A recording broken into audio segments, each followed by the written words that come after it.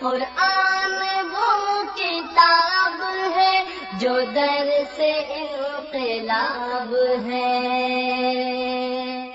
سمجھ کے گر کوئی پڑھے تو نور علی نور ہے۔ احترام دوستو، بھائی اور بزرگوں، ہزاروں سال پہلے ابراہیم علیہ السلام نے ایک اعلان کیا اور اللہ کے حکم کے ساتھ کیا۔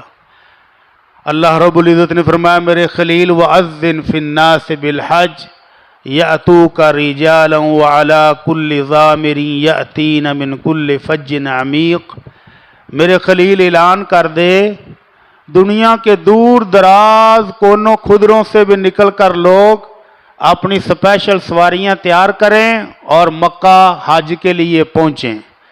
تو آج آپ دیکھتے ہیں کہ پوری دنیا سے فلائٹیں مکہ مکرمہ پہنچ رہی ہیں، الحمدللہ۔ ابراہیم علیہ السلام کی وہ پکار جو مکہ میں کھڑے ہو کر انہوں نے لگائی تھی، آج مسلمان کے ہر مسلمان کے دل میں ہے کہ یا اللہ کب موقع ملے میں حج کے لیے جاؤں۔ اللہ ہم سب کو حج بیت اللہ نصیب فرمائے، اللہ ہم سب کو اپنے گھر کی زیارت نصیب فرمائے۔ تو یہ ابراہیم علیہ السلام کا مذہب ہے حج کرنا، یہ ان کی سنت ہے بیت اللہ کا حج کرنا۔ اور ابراہیم علیہ السلام کے بعد جتنے بھی نبی آئے ہیں، جتنے بھی رسول آئے ہیں، وہ سارے کے سارے ابراہیم علیہ السلام کی اولاد میں سے ہیں، اور سب کے سب نے حج کیا ہے۔ اللہ کے نبی صلی اللہ علیہ وسلم فرماتے ہیں اللہ نے مجھے ایسے دکھایا کہ میں دیکھ رہا ہوں موسیٰ علیہ السلام بھی پہاڑ سے نیچے اتر کے آ رہے ہیں یہاں پر لبیک اللہم لبیک، عیسیٰ علیہ السلام بھی آ رہے ہیں وہ بھی لبیک اللہم لبیک۔ تو تمام انبیاء کرام نے بھی حج کیا ہے، اللہ ہم سب کو بھی نصیب فرما دے۔ تو ابراہیم علیہ السلام کا مذہب، ان کی ملت، ان کا دین اللہ کو ایسا محبوب اور ایسا پیارا ہے کہ اللہ نے اپنے آخری نبی کو بھی یہی حکم دیا کہ محبوب تیری طرف بھی ہم نے وحی کی ہے کہ ہمارے ابراہیم خلیل کا وہ مذہب جو توحید پر مبنی تھا، بت پرستی سے پاک تھا، شرک سے پاک تھا، اس مذہب کی آپ بھی پیروی کریں اور آپ مومنوں میں سے شمار ہو جائیں۔ اور ہمارا ابراہیم بھی مشرکوں میں سے نہیں تھا۔ یہ وضاحت اللہ نے کیوں کی ہے؟ کیونکہ مکے کے بت پرست 360 بتوں کی پوجا کرنے والے بھی دعوے دار تھے کہ ہم ابراہیم کے دین پر ہیں۔ کمال ہے، جس ابراہیم علیہ السلام نے اپنے والد کے گھر سے بت نکال کے باہر پھینک دیے، بت خانہ توڑ دیا، بتوں کی وجہ سے آگ میں ڈالے گئے، بتوں کی وجہ سے باپ نے گھر سے نکال دیا، اسی ابراہیم کے مذہب کی پیروی کرنے والا دعویٰ کرے کہ میں نے 360 بت بھی رکھے ہوئے ہیں اور میں ہوں بھی ابراہیم کے مذہب پر، تو اللہ کہتے ہیں وَمَا كَانَ مِنَ الْمُشْرِكِينَ، نہ تہاڈے نال کوئی تعلق نہیں میرے ابراہیم دا۔ اور ابراہیم علیہ السلام کے مذہب کی پیروی کرنے کا ہر مسلمان کو حکم ہے۔ اللہ کہتے ہیں وَمَن يَرْغَبُ عَن مِّلَّةِ إِبْرَاهِيمَ إِلَّا مَنْ صَفِيَ نَفْسَهُ، میرے ابراہیم کے دین سے، میرے ابراہیم کے مذہب سے، میرے ابراہیم کی ملت سے منہ موڑنے والا بیوقوف ہے، احمق ہے، نکما ہے۔ سمجھدار مسلمان دیندار ہونے کا دعوے دار میرے ابراہیم کے مذہب کی پیروی کرے گا۔ تو یہودی کہتے ہیں ابراہیم ساڈا ہے، عیسائی کہتے ہیں ابراہیم ہمارا ہے، اور مکے کے بت پرست کہتے ہیں ابراہیم ہمارا ہے۔ تو اللہ نے تینوں گروہوں کی نفی کر دی قرآن مجید میں، فرمایا ما کان ابراہیم یہودیا ولا نصرانیا، میرا ابراہیم نہ یہودی ہے اور نہ عیسائی ہے اور مشرکوں میں سے بھی نہیں ہے۔ تو اللہ پھر ہے کون؟ تیرے ابراہیم کو اصلی ماننے والے ہیں کون؟ تو اللہ نے فرمایا میرے ابراہیم کو ماننے والے کون ہیں؟ جو ان بتوں کو توڑنے والے ہیں، جو ان بتوں کو جلانے والے ہیں، جو ان بتوں سے دور رہنے والے ہیں، جو ان بتوں کے پجاری ہیں، وہ تو میرے ابراہیم کو نہیں مانتے۔ تو اللہ رب العزت فرماتے ہیں کہ میرے ابراہیم کو ماننے والے ان اول الناس بابراہیم للذین اتبعوہ وہذا النبی والذین آمنوا، میرے ابراہیم کو ماننے والے وہ ہیں جو انہوں نے ابراہیم کی بات مان لی، اور میرا یہ آخری نبی اور میرے نبی کے صحابہ یہ ہیں اصلی پیروکار۔ تو ابراہیم کا مذہب جو اللہ کو بڑا پیارا ہے، بڑا قبول ہے، جس کی بنیاد پر اللہ نے جنت میں دینی ہے بڑی بڑی جائیدادیں، وہ مذہب توحید والا ہے، بتوں کی پوجا سے پاک، قبروں کی پوجا سے بالکل پاک، اور قبروں سے دور رکھنے والا مذہب، اس کو کہتے ہیں ابراہیم علیہ السلام کا مذہب اور ابراہیم علیہ السلام کی ملت۔ تو ابراہیم کون ہے؟ تھوڑا سا تعارف اس لیے ہو جائے کہ آج کل ابراہیم علیہ السلام کی ہوئی عبادت مسلمان کر رہے ہیں، آگے قربانی کریں گے وہ بھی ابراہیم علیہ السلام کی یاد میں ہے۔ تو ابراہیم علیہ السلام اللہ کے وہ برگزیدہ نبی ہیں جو نوح علیہ السلام کے بیٹے سام کے بیٹے تھے۔ نوح علیہ السلام کے بیٹے سام، ان کا بیٹا تھا تارخ، قرآن مجید اس کو کہتا ہے آزر، حدیث نبوی کہتی ہے آزر، اور تاریخی کتابیں کہتی ہیں تارخ۔ تو یہ الفاظ کا تھوڑا سا ہیر پھیر ہے، شاید عبرانی زبان سے جب عربی میں آیا ہے تو تھوڑا سا بگڑ گیا ہے۔ اللہ کے نبی صلی اللہ علیہ وسلم اور قرآن مجید ابراہیم علیہ السلام کا نام کہتے ہیں ابراہیم بن آزر بن سام بن نوح علیہ السلام۔ تو نوح علیہ السلام کی نسل میں سے ہیں ابراہیم علیہ السلام، اور ان کے والد کا نام ہے آزر، قرآن مجید میں بھی آیا ہے ابراہیم وَإِذْ قَالَ إِبْرَاهِيمُ لِأَبِيهِ آزر أَتَتَّخِذُ أَصْنَامًا آلِهَةً، جب ابراہیم نے اپنے والد آزر سے کہا ابو جی بتوں کی پوجا کرتے ہو، انی اراک وقومک فی ضلال مبین، ابا جی میں تو دیکھنا کہ تسی تے تہاڈی قوم سارے گمراہ جے۔ تو ابراہیم بت شکن ہے، بت توڑنے والا ہے، بتوں کی پوجا کرنے والا نہیں تھا۔ اور آمنہ کے لال جن کو حکم ہوا ہے کہ میرے ابراہیم کے مذہب کی پیروی کرو، اس مذہب میں بھی قبروں کی پوجا، مزاروں کی پوجا، بتوں کی پوجا بالکل بھی اجازت نہیں ہے۔ سیدنا علی رضی اللہ تعالی عنہ فرماتے ہیں اپنے دور میں، علی مرتضیٰ اپنے دور حکومت میں ایک اپنے وزیر کو بھیجا کہ جاؤ پوری اسلامی حکومت میں جہاں بھی تمہیں کوئی اونچی قبر نظر آئے اس کو مٹا کے زمین کے برابر کر دو، کہیں پر بھی کوئی بت، کوئی تصویر نظر آئے اس کو مٹا کے ختم کر دو۔ اور ساتھ یہ بھی کہا کہ یہ کام وہ ہے جس کے لیے مجھے اللہ کے رسول صلی اللہ علیہ وسلم نے اپنے دور میں بھیجا تھا کہ علی جاؤ جہاں جہاں عربوں میں، جہاں جہاں اب ہماری حکومت بن چکی ہے، جہاں جہاں کوئی بت نظر آ جائے اس کو جلا دو، اس کو توڑ دو، اس کو کاٹ دو۔ اور اگر کوئی قبر نظر آئے جو اونچی بنی ہوئی ہے، ہمارے ہاں تو اب ماشاءاللہ قبروں کے اوپر مزار اور مزاروں کے اندر بھی اے سی، صوفے، لائٹیں، قبر والا پتہ نہیں کس حال میں ہوگا اللہ ہی جانے، لیکن اوپر بیٹھنے کے لیے صوفے بھی ہیں، اوپر زیارت کرنے والوں کے لیے صوفے کے ساتھ اے سی بھی لگا ہوا ہے، لائٹیں بھی لگی ہوئی ہیں، قرآن مجید بھی رکھے ہوئے ہیں، تلاوت کر لیں جی، اندر والے نہ پاویں قرآن بھی ساری زندگی کھول کے نہ دیکھا ہوئے۔ تو ایسی قبروں کی اسلام میں کوئی گنجائش موجود نہیں ہے، بلکہ گنجائش ہونا تو دور کی بات، ایسی قبروں پر جانے سے بھی روک دیا گیا ہے۔ ایسی قبروں کے پاس اگر جا کر آپ چڑھاوا چڑھائیں، دیگیں پکائیں، وہ بھی منع کر دیا گیا ہے۔ آمنہ کے لال صلی اللہ علیہ وسلم کے پاس ایک بندہ آیا، کہنے لگا اللہ کے نبی میں نے نظر مانی ہے کہ بوانہ جگہ پر جا کر 100 بکرے ذبح کروں گا یا 100 اونٹ ذبح کروں گا۔ تو آپ نے فرمایا مدینے میں کر لو، آبادی مدینے میں ہے، لوگ مدینے میں ہیں، بوانہ میں کیا ہے؟ کہنے لگا اللہ کے نبی بس میں نے نظر مانی تھی کہ بوانہ پر جا کر کروں گا۔ تو آپ نے اس سے 2 سوال پوچھے جو ہم سب کو پوچھنا چاہیے اپنے سے، کہ میں دیگیں لے کر جا رہا ہوں کہاں پر؟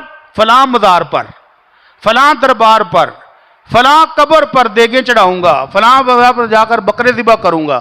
تو پہلے اللہ کے نبی صلی اللہ علیہ وسلم کے 2 سوال اپنے آپ سے پوچھ کر جائیں کہ میرے لیے جانا جائز ہے کہ نہیں۔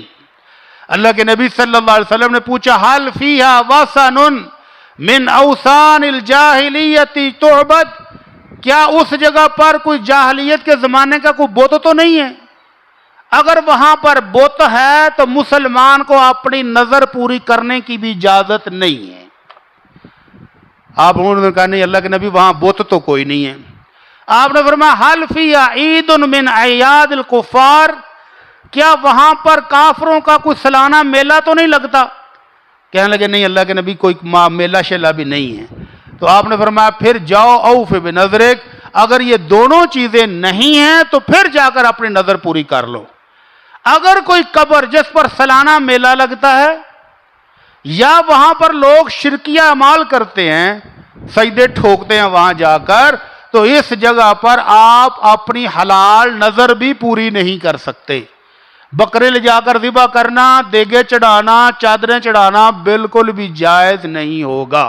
ابراہیم علیہ السلام کا مذہب یہی ہے۔ ملت ابراہیم علیہ السلام جس کی اللہ نے اپنے نبی کو حکم دیا کہ پیروی کر، وہ ملت ابراہیم ہے کیا؟ وہ ملت ابراہیم یہی ہے کہ بتوں سے پاک، قبر پرستی سے پاک، قبروں کی پوجا سے پاک رکھنا ہے، اپنے دین کو، اپنے مذہب کو اور اپنے رب کے ساتھ پارٹنر کسی کو نہیں بنانا۔ اور جس نے بتوں کی پوجا کی، جس نے قبروں کی پوجا کی، جس نے قبر والے کے ساتھ جا کر سوال ٹھوکے کہ بابا جی مجھے یہ دے دو، بابا جی پتر چاہیے، بابا جی کاروبار نہیں چل رہا، بابا جی دیگے لے کر آیا ہوں ذرا کر کے لا ٹھیک ہو جائیں، تو وہ سمجھ لے وہ ابراہیم کے مذہب پر نہیں ہے، وہ ابراہیم علیہ السلام کے ابے کے مذہب پر ہے۔ اور ابے کا حال کیا ہوا ہے؟ ابے کا حال یہ ہوا ہے، آمنہ کے لال صلی اللہ علیہ وسلم فرماتے ہیں کل قیامت کا دن ہوگا، ابراہیم علیہ السلام آئیں گے اور ان کے والد کو فرشتے زنجیروں میں جکڑ کر لا رہے ہوں گے، جہنم میں پھینکنے کے لیے لے جا رہے ہوں گے۔ تو ابراہیم علیہ السلام اپنے رب کے سامنے کہیں گے یا رب انکا وعدتنی اللہ تخزینی یوم القیامہ یوم یبعثون، اے اللہ تیرا وعدہ تھا کہ کل قیامت والے دن تو مجھے عزت دے گا، مقام دے گا، مرتبہ دے گا، اللہ تیرا وعدہ تھا کہ میں تجھے شرمسار نہیں ہونے دوں گا۔ اللہ اس تو بڑی بےزتی کون سی ہے کہ میرے سامنے میرے والد کو زنجیروں میں جکڑ کر فرشتے جہنم کی طرف لے جا رہے ہیں، اللہ اس سے زیادہ بےزتی اور کیا ہوگی؟ تو اللہ رب العزت فرمائیں گے ابراہیم اپنے قدموں کی طرف دیکھو، قدموں کی طرف دیکھیں گے تو اتنی دیر میں اللہ ابراہیم کے والد کو بجو کی شکل میں بدل دے گا، اور پھر اس بجو کو پکڑ کر فرشتے جہنم میں اوندے منہ پھینک دیں گے تاکہ ابراہیم علیہ السلام کی تکلیف کم ہو جائے۔ تو ہر وہ شخص جس نے رب کے ساتھ پارٹنر بنایا دنیا میں، کوئی بڑا کرنے والا، برنے والا، ڈوبی ہوئی کو تارنے والا، جس نے بھی کسی کو بنایا اس کا انجام یہی ہونے والا ہے، کیونکہ اللہ رب العزت نے قرآن مجید میں اعلان کر دیا ہے انہ من یشرک باللہ فقد حرم اللہ علیہ الجنہ ومأواہ النار وبئس المصیر، جس نے بھی رب کے ساتھ کسی اور کو کرنے والا، برنے والا، تارنے والا، غوث دستگیر بنایا، اس کا یہ شرک معاف نہیں ہوگا۔ زندگی میں توبہ کر لے، مرنے سے پہلے توبہ کر لے تو ہو جائے گی، اگر مر گیا تو پیچھے بے شک ہر ہفتے ختم دلواؤ، کوئی فائدہ نہیں، ہر سال دیگیں چڑھا کے اس کو بخشوانے کی کوشش کرو، کوئی فائدہ نہیں، پورے پاکستان کے قاریوں کو بٹھا کے قرآن مجید کی تلاوت کرا لو، کوئی فائدہ نہیں ہے۔ مشرک حالت میں فوت ہو گیا تو اللہ کہتے ہیں میں نے جنت اس پر حرام کر دی ہے، اور جنت اس پر حرام کر دی ہے، اور جہنم اس کا ٹھکانہ ہے، اور بدترین ٹھکانہ ہے۔ اللہ رب العزت ہمیں مذہب ملت ابراہیم پر جینے کی توفیق عطا فرمائے۔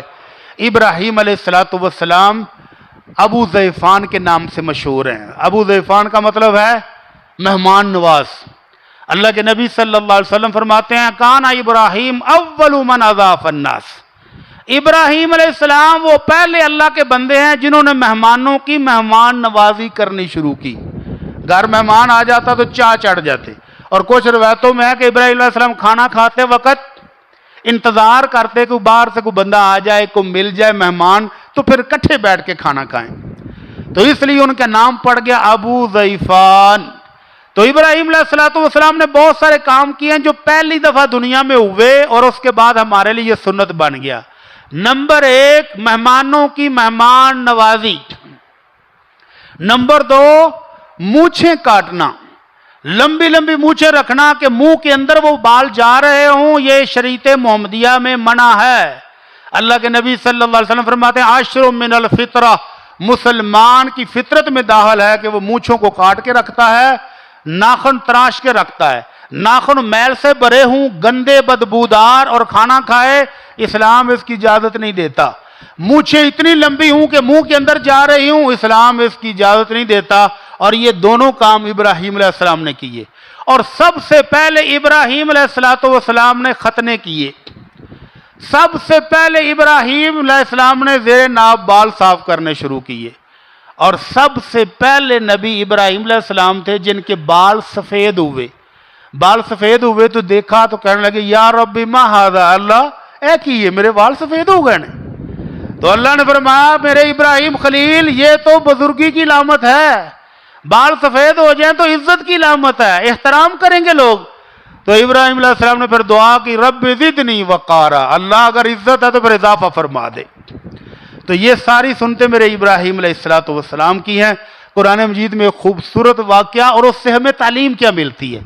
قرآن مجید کے جتنے قصے ہیں وہ ہمیں تعلیم دینے کے لیے ہیں، سبق سکھانے کے لیے کہ امت ابراہیم کی پیروی کرنے والوں تم بھی یہ کرو۔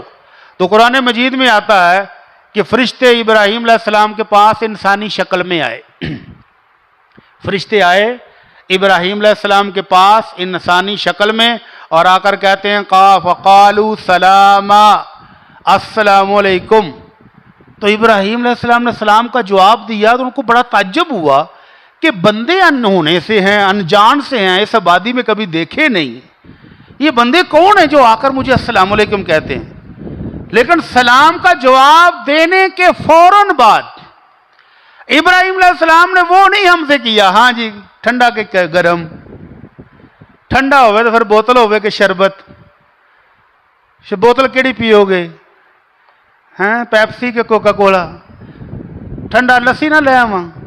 سوال جواب نہیں کیے۔ قرآن مجید کہتا ہے فراغ الی اہلہ فجاء بعجل سمین، مہمانوں کی تعداد اور گنتی کو دیکھتے ہوئے ان سے پوچھا بھی نہیں کہ بھوک لگی ہے کہ نہیں، پانی پیو گے کہ نہیں، کھانا کھاؤ گے کہ نہیں، بلکہ سلام کا جواب دے کے ان کو بٹھا کے فوراً گئے ہیں اور ایک پورا بچڑا روسٹ کر کے لے آئے ہیں اور ان کے سامنے رکھا اور کہا جی بسم اللہ کھاؤ۔ یہ نہیں کہا کہ بھوک کنی کو ہے تھوڑی کہ زیادہ، روٹی لاؤں کہ چاہ نہیں کم چل جائے گا، بسکٹ لاؤں کہ پیزا منگواؤں، بالکل بھی نہیں پوچھا، بلکہ جو میسر تھا وہ لا کر سامنے رکھا اور کہا کہ کھاؤ۔ اب وہ اللہ کے فرشتے ہیں، ان کا ہاتھ آگے نہیں جا رہا، تو پھر ابراہیم علیہ السلام نے باوجود اللہ کا خلیل ہونے کے اندر ہی اندر خوف محسوس کیا کہ بندیاں دی نیت صحیح نہیں لگ دی۔ جس گھر میں بیٹھ کر اس گھر کا نمک نہ کھایا جائے تو مطلب نیت انہاں دی خراب ہے۔ تو فرشتوں نے بھی اس چہرے سے بانپ لیا کہ ابراہیم ڈر گیا۔ تو ڈر جانا انسانی فطرت ہے، کوئی ایسی خلاف فطرت بات نہیں ہے، کوئی بزدلی کی علامت نہیں ہے۔ دشمن کا مقابلہ ہو تو ڈٹ کر کرنا چاہیے، لیکن خوف آ جانا کوئی بات نہیں ہے۔ تو فرشتوں نے کہا کہ ابراہیم ڈرو نہیں، ہم تو تمہارے رب کی طرف سے ایک تو تمہیں بیٹے کی خوشخبری دینے آئے ہیں، آپ بوڑھے ہو چکے ہو لیکن اللہ کی طرف سے اعلان ہے کہ اب تمہیں ہم بیٹا دینے والے ہیں۔ تو ابراہیم علیہ السلام کو بڑھاپے میں اولاد ملی، جو اس بات کی دلیل ہے کہ اللہ قادر ہے، بیٹا دے بیٹی دے جب چاہے دے دے۔ ہم شادی کے 2 سال بعد ہی رولا پا دینے، بس منڈے تو دوجا بیاہ کرنا ہی پینا ہے۔ نقص بے شک بیٹے میں ہی ہو، دوائیاں بہو کو ہی کھلائیں گے، علاج بہو دے ہی ہونا ہے۔ اس کو دوائیاں کھلا کے جب تک اس کا جگر اور معدہ جواب نہ دے جائے اس کی جان نہیں ہم نے چھوڑنی۔ اور اپنا بیٹا نکما نکھٹو بھی ہو تو اس کو نہیں، یہ تو صحت مند گبرو جوان لال سرخ، اس کو نہیں دوائی لیں گے، اس کو چیک بھی نہیں کرائیں گے، اور دوسری شادی تیسری شادی کے چکروں میں پڑ جائیں گے۔ تو اللہ تعالی ہم سب کو سمجھ عطا فرمائے۔ اللہ ہدایت نصیب فرمائے۔ تو ابراہیم علیہ السلام کو اللہ نے بڑھاپے میں بیٹے کی خوشخبری سنائی، اور دوسرا پیغام تھا کہ لوط علیہ السلام کی قوم جو کرتوتیں کر رہی ہے ان کی ٹھکائی کے لیے ہم آئے ہیں، آپ گھبرائیں نہیں۔ تو ابراہیم علیہ السلام کی اس واقعے سے ہمیں سبق یہ ملا کہ مہمان آئے تو اپنی استطاعت کے مطابق اس کی مہمان نوازی کرنے میں دیر نہیں کرنی چاہیے۔ آج کل گرمی کا موسم ہے، مہمان آ جائے آپ کے گھر میں شربت نہیں ہے تو سادہ پانی ٹھنڈا تو فوراً دیں اس کو، بجائے اس کے پوچھے بوتل پیو گے کہ چاہ ہوئی یار اتنی گرمی چاہ ہن کون پیندا ہے؟ اچھا چائے نہیں تو پھر کہ لسی لے آئیے، اور نہیں لسی بھی چھاڑی یار تو پانی تو پلا۔ پہلا سبق یہ ہے کہ جو میسر ہو فوراً پیش کر دینا چاہیے اور کنجوسی سے کام نہیں لینا چاہیے۔ حضرت سلمان فارسی رضی اللہ تعالیٰ عنہ اللہ کے نبی صلی اللہ علیہ وسلم کی سنت، اپنے ابراہیم خلیل اللہ کی سنت کے مطابق مہمانوں کی مہمان نوازی کیا کرتے تھے۔ اب مہمان کا ادب یہ ہے کہ میزبان جو پیش کر دے وہ بسم اللہ کر کے قبول کر لے۔ یہ نہیں ہے کہ میزبان کھانا رکھے تو رہتا شاید کوئی نہیں ہے، رہتا بھی منگوا لیں ہو، رہتا آ گیا یار ایک کدی بوتل ہی ٹھنڈی منگوا لو نال۔ تو اس طرح کے تکلفات میں میزبان کو بلا وجہ نہیں ڈالنا چاہیے۔ حضرت سلمان رضی اللہ تعالیٰ عنہ کے ہاں مہمان آئے، انہوں نے کھانا پیش کیا تو کھانے کے دوران ایک مہمان کہندا جی کاش چٹنی ہوندی نہ تے چس آ جاندی۔ تو حضرت سلمان رضی اللہ تعالیٰ عنہ اب گھر میں چٹنی نہیں ہے، فٹافٹ سبزی والی دکان پر گئے، اس سے چٹنی کا سامان مانگا، پیسے نہیں تھے، تو اپنے گھر کا ایک برتن اٹھایا اور اس کو گروی رکھا اور چٹنی کا سامان لا کر چٹنی دی اور مہمانوں نے کھا لی۔ مہمان کھانا کھانے کے بعد کہتے ہیں الحمدللہ یا اللہ تیرا شکر ہے جو کھوایا ہی کھا لیا۔ تو سلمان کہتے ہیں اگر اللہ کا شکر کرنے والے ہوتے تو میرا برتن گروی نہ پڑا ہوتا، اگر تم اتنے قناعت پسند ہوتے نا تو پھر جو تھا وہی کھا لیتے، مجھے گروی رکھنے کی ضرورت نہ پڑتی۔ تو اس سے پتہ چلتا ہے کہ میزبان کو بلا وجہ تنگ بھی نہیں کرنا چاہیے۔ اور تیسرا ادب اس قصے سے یہ پتہ چلتا ہے کہ آمنہ کے لال صلی اللہ علیہ وسلم جب بھی کسی صحابی کے ہاں کھانا کھانے جاتے تو کھانا کھانے کے بعد میزبان کو دعا بھی دیا کرتے تھے، برکت کی دعا، رحمتوں کی دعا۔ تو اللہ کے نبی صلی اللہ علیہ وسلم اپنے صحابی عبداللہ بن بسر کے گھر گئے، انہوں نے کھانا پیش کیا اور کھجور اور پنیر اور گھی ملا کے حلوہ بھی پیش کیا۔ تو یہ حلوہ آمنہ کے لال صلی اللہ علیہ وسلم کی سنت بھی ہے، ہم مولویوں نہ رگڑے لایا کرو انہیں، تو مولوی اللہ کے نبی کو ماننے والے ہیں، تو انہوں نے اللہ کے نبی صلی اللہ علیہ وسلم کو گھی، پنیر اور کھجور مکس کر کے اس کا حلوہ بنا کر پیش کیا۔ کھانا کھانے کے بعد اللہ کے نبی نے جو دعا دی وہ یاد کر لیں، اللہم بارک لہم واغفر لہم وارحمہم، 3 دعائیں آپ نے ان کو دیں، اے اللہ ان گھر والوں کو جو کچھ عطا کیا اس میں برکت ڈال دے، اللہ ان کے گناہ معاف کر دے، اللہ ان پر اپنی رحمت نازل فرما۔ تو یہ ابراہیم علیہ السلام کے مذہب، ملت اور آمنہ کے لال صلی اللہ علیہ وسلم کے مذہب سے ہمیں سبق ملا کہ کھانا کھائیں تکلف نہیں کریں، میزبانی کریں کنجوسی نہیں کریں، اور بخل سے کام نہ لیں، اور جاتے جاتے میزبان کو 3 دعائیں دے کر جائیں، اللہم بارک لہم واغفر لہم وارحمہم، تو 3 دعائیں ان کو دینی چاہیے۔ اللہ رب العزت سے دعا ہے کہ اللہ ہمیں ابراہیم کے مذہب پر چلنے کی توفیق عطا فرما۔ جو ابراہیم علیہ السلام کے مذہب پر چلتا ہے وہ کامیاب ہو جاتا ہے۔ آمنہ کے لال صلی اللہ علیہ وسلم نے ایک ایسے شخص کا تذکرہ فرمایا ہے جو کیلا ہے، ابراہیم علیہ السلام کے مذہب پر چلنا چاہتا ہے لیکن اس کی تعلیمات اس کو ملتی نہیں ہے، ڈھونڈتا رہتا ہے، تلاش کرتا رہتا ہے، اور آپ نے فرمایا کہ تلاش کرتے کرتے اس کو جب مذہب نہیں ملا تو بیت اللہ کے ساتھ ٹیک لگا کے آسمان کی طرف منہ کر کے کہتا اللہ میں تیرے ابراہیم کے مذہب پر ہوں، اگر تیرے ابراہیم کا دین مجھے مل جائے تو میں اس پر ضرور عمل کروں گا، اور اسی حالت میں وفات ہو جاتی ہے۔ تو اللہ کے نبی فرماتے ہیں کہ یہ زید کل قیامت کو پوری امت کی حیثیت سے اکیلا ہی آئے گا.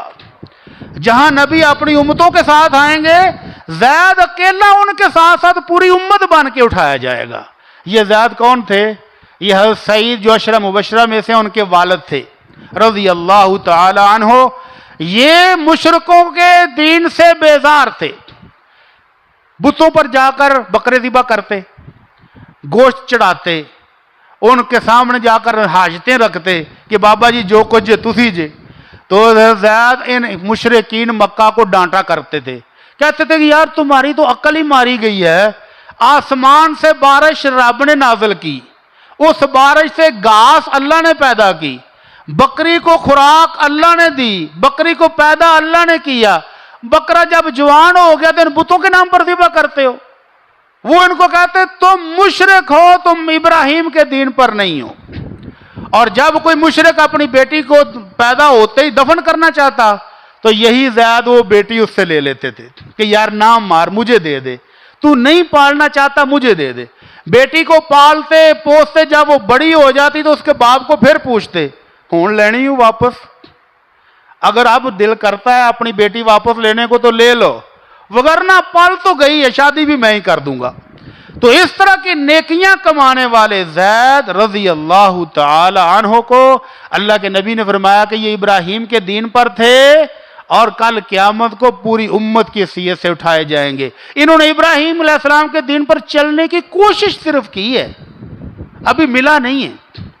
کوشش کرتے تھے، ڈھونڈتے ڈھونڈتے یہودی عیسائیوں کے پادریوں کے پاس گئے، یہودیوں کے پاس گئے، ان کے بزرگوں کے پاس کہ میں یہودی مذہب کو قبول کر لوں، تم کہتے ہو ہم ابراہیم کے مذہب پر ہیں. تو یہودی آگے عالم کہتا ہے کہ ہم پر اللہ کی لعنت برسی ہے. جو بندہ بھی یہودی ہوتا ہے تو اس پر اس کو لعنت کا حصہ ضرور پڑتا ہے. تو کہتا ہے لعنت سے بچنے کے لیے تو ابراہیم کے مذہب کو قبول کر رہا ہوں، تو اگر لعنت ہی پڑنی ہے تو پھر تمہارے مذہب کو السلام علیکم میں نہیں کرتا قبول. پھر عیسائی پادری کے پاس آ گئے، عیسائیوں سے کہا جی میں عیسائی ہو جاؤں تو کیا میں ابراہیم کے مذہب میں داخل ہو جاؤں گا؟ ابراہیم کا مذہب مجھے مل جائے گا؟ کہنے لگے ہاں ملے گا، لیکن ہم پر اللہ کا غضب نازل ہو چکا ہے. تو جو بندہ بھی عیسائیت قبول کرتا ہے اللہ کا غضب اس پر ایک دفعہ ضرور نازل ہوتا ہے. تو کہنے لگے بھی یار پھر کی فائدہ، اگر ابراہیم کے مذہب پر آنے کے باوجود بھی غضب ہی نازل ہونا ہے تو پھر فائدہ کیا؟ تو عرب کا پورا علاقہ چھان مارا اور واپس آ گئے تھکے آ رہے، بیت اللہ کے ساتھ ٹیک لگا کے بیٹھے، آسمان کی طرف دیکھا، آنکھوں میں آنسو، اللہ تیرے ابراہیم کا دین مل نہیں رہا. اگر اللہ تیرے ابراہیم کا دین مجھے آج مل جائے تو میں تیرے ابراہیم کے دین پر ہوں. ابراہیم کا دین کیا ہے؟ ابراہیم اپنے والد کو کہتے ہیں یا ابتی لم تعبد ما لا يسمع ولا يبصر ولا يغني عنك شيئا. ابراہیم کا مذہب یہ تھا کہ اپنے والد گرامی کو کہا ابو جان، بلایا پھر بھی پیار نہ لیے، پاہمیں ابا مشرک ہی ہے، ابو جان ان بتوں کی پوجا کرتے ہو جو نہ دیکھتے ہیں نہ سنتے ہیں نہ کسی کام کے ہیں، ان کی پوجا کیوں کرتے ہو؟ یا اباتی لا تعبد الشیطان ان الشیطان کان للرحمن عصیا. ابو جی شیطان کی پوجا نہ کرو، شیطان تو رب کا نافرمان ہے. یا ابتی انی اخاف ان یمسک عذاب من الرحمن فتکون للشیطان ولیا. ابو جی شیطان دے پجاری نہ بنو، بتوں کی پوجا نہ کرو. بتوں کی پوجا کرو گے، شیطان کی پوجا کرو گے، شیطان رب کا نافرمان تھا تو تمہیں بھی اپنے ساتھ جہنم میں لے جائے گا. تو یہ ہے مذہب ابراہیم، یہ ہے ملت ابراہیم جو توحید کا درس دیتی ہے کہ اللہ ایک ہے، اللہ احد، اللہ الصمد. وہ اکیلا ہے، بے نیاز ہے، اس کو کوئی پارٹنر، اس کا کوئی شریک، اس کا کوئی بیٹا، اس کی کوئی بیٹی، اس کی کوئی گھر والی نہیں ہے. وہ اکیلا ہے، وحدہ لا شریک ہے. اس توحید پر قائم رہنے والا اللہ کی جنت کا حقدار ہوگا. اور جس نے اس توحید کو چھوڑا، بے شک اس نے 100 حج کیے ہوں، ہزاروں عمرے کیے ہوں، تہجد گزار ہو، 5 نمازیں پڑھتا ہو، لیکن رب کے ساتھ شرک کیا ہے تو سارے اعمال ضائع چلے جائیں گے. کیونکہ مشرکین مکہ ہم سے زیادہ طواف کرتے تھے. وہ تو حکا بھی ہوتے بیت اللہ جا کے پیندے سن, مجلسیں بھی بیت اللہ میں ہی ہوتی تھی, اور حج بھی کرتے تھے ہر سال, اور حاجیوں کو ستو بھی پلاتے تھے, حاجیوں کو اونٹ ذبح کر کر کے گوشت بھی کھلاتے تھے, حاجیوں کو شربت بھی پلاتے تھے. اس کے باوجود اللہ نے کہا کہ مشرکو تمہاری کوئی عبادت قبول نہیں ہے. انما المشرکون نجس, مشرک پلید گندا نجس ہے. بلکہ کہہ دیا کہ میرے محبوب آئندہ سال سے کوئی مشرک بیت اللہ کے قریب بھی نہیں جائے گا. تو اس لیے شرک سے توبہ کرنی اشد ضروری ہے, اس کے بغیر کوئی عبادت بھی قبول نہیں ہے. حج کرنے جانا ہے تو پہلے شرک کو اندر سے نکال کے سائڈ پہ کرو, عمرہ کرنے جانا ہے تو پہلے شرک کو سائڈ پر کرو, پھر جاؤ گے تو عبادت قبول ہوگی. اللہ سے دعا ہے کہ اللہ ہمیں ملت ابراہیمی پر قائم رہنے کی توفیق عطا فرما. وما علینا الا البلاغ المبین.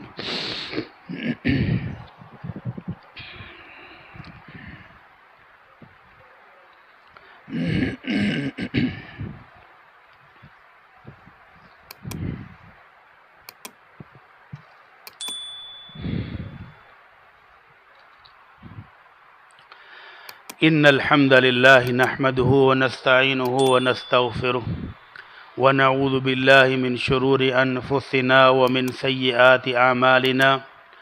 من يهده الله فلا مضل له ومن يضلل فلا هادي له. واشهد ان لا اله الا الله واشهد ان محمدا عبده ورسوله.